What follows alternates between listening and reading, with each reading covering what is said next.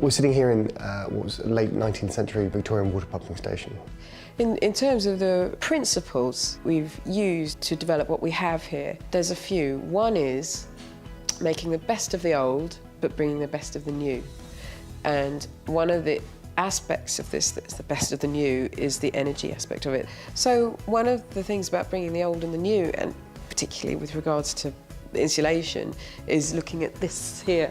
So it would have been more sensible from a heat perspective to, or retained heat perspective, to take the insulation all the way up. But we decided that the right balance, and we negotiated it with building control as well, the right balance was to expose the beautiful brick, but then make this part as thick as we could. As we framed the windows, that's where the industrial past finished, and this is where domestic new started.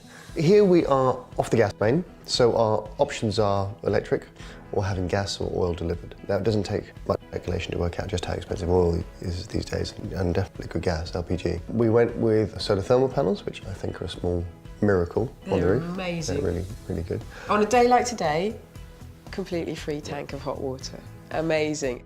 And you enjoy the shower and the bath even more because you're sitting there thinking, this is free. Ground source heat pumps and air source heat pumps was the most interesting decision to make. The outlay for a ground source heat pump is significantly higher than air source. And it would seem that the technology with air source heat pumps is really catching up. So we ended up going with some Mitsubishi Ecodan pumps, one for the hot water, one for the heating. The solar panels are a small miracle on the roof, these are a miracle on the ground. They're absolutely phenomenal.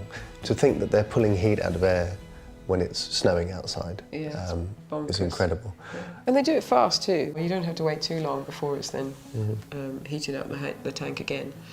So just because you've got something that's sustainable, it doesn't mean it's slow. And we've had one of them now for about 18 months.